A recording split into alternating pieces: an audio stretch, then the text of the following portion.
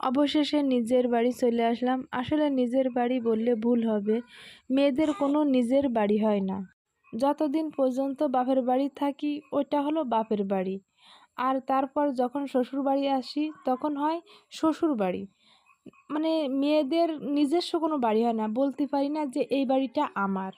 এখন শ্বশুর বাড়ি যতটুক আসছে স্বামীর নিজের হাতের করা, এটা এখন মনে করি আমার। এখন আসলে থেকে এখানে যে আমার আমি বলতে গ্রামে কিছু নাই। থাকবো বা থাকতেছি এই নিয়ে কত মানুষের কত প্রশ্ন। আমার বাপের বাড়ির মানুষদেরও প্রশ্ন, শ্বশুরবাড়ির মানুষদেরও প্রশ্ন যে তুমি কেন এখন গ্রামে থাকবা। আসলে যারা শহরে থাকে তারা কি গ্রামে থাকতে পারে না? সবার কেন শহর নিয়ে এত কৌতূহল? হ্যাঁ, শহরে টাকা থাকলে সবই আছে, টাকা নেই কিছু নাই। গ্রামে অনেক সময় টাকা থাকলে অবশ্য অনেক কিছু পাওয়া যায় না, তারপরে গ্রাম অনেক ভালো। এখন গ্রাম আর আগের মতো নেই। এখন গ্রাম অনেক উন্নত। এখন গ্রামে সবকিছুই পাওয়া যায়।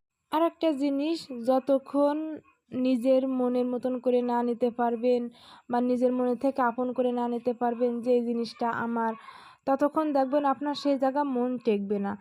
আমার কিন্তু একটা খারাপ অভ্যাস, যেমন আমি এই যে শহরে থাকি, ভাড়া বাড়ি থাকি। কেন জানি না ওই বাড়িগুলা আমার, মানে আমি জানি যে আমি এই জায়গায় ভাড়া থাকতেছি, এই জন্য আমার ওই বাড়িগুলোর প্রতি কোনো মায়া লাগে না। আমি ওই জায়গায় থাকি মানে আমার নিঃশ্বাস বন্ধ হয়ে আসে। একমাত্র আমি শহরে থাকি আমার স্বামী, ছেলেদের জন্য থাকি, কিন্তু আমার ওই জায়গা কখনো মন টেকে না। হ্যাঁ, মন টেকতো যদি আমার স্বামীর নিজস্ব একটা বাড়ি থাকতো, তাহলে মনে করতাম এটা আমার স্বামীর বাড়ি বা এটা আমার, সে একটা মায়ায় থেকে যেতাম। কিন্তু এটা তো পরের, আমার পরের কোনো জিনিসের প্রতি বিন্দু পরিমাণও কোনো লোভ নেই, যে পরেরটা আমার লোভ করে লাভ কী। আমার যতটুক আছে আমি ততটুক নিয়ে শান্তির সাথে থাকতে চাই। এই যে দেখেন, আমি যখন শহরে ছিলাম আমার আগের ভিডিওগুলো দেখবেন, কত সুন্দর পরিপাটি একটা বাসায় থাকতাম, সাজানো গুছানো। এখন দেখেন কি একটা এলোমেলো বাড়ি, নাই কোনো মাল জিনিস, ঘর বাড়ির অবস্থা কি। মানে তারপরেও এইটা আমার শান্তি, কেননা এইটা আমার স্বামীর নিজের হাতে সব কিছু করা, বা এটা আমার, এটা নিজের মতন করে এটা আমি করে নিতে পারতেছি, এইটা আমার শান্তি।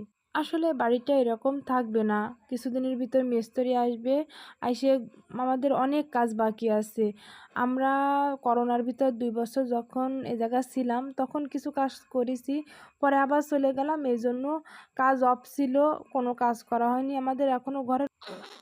এখন আস্তে আস্তে মিস্ত্রি দিয়ে ঘরের কাজগুলো সারবো, আর যতটুক সম্ভব ততটুক নিজের মতন করার চেষ্টা করব। আর এই যে ড্রেসিং টেবিলটা দেখতেছেন, এটা কিন্তু আমার বিয়ের প্রথম জীবনের কেনা। এটা তখন আমার মনে হয় 1800 কি 2000 টাকা দিয়ে এই ড্রেসিং টেবিলটা কেনা ছিল। প্রথম এই ড্রেসিং টেবিলটার মানে যখন সাজাতাম,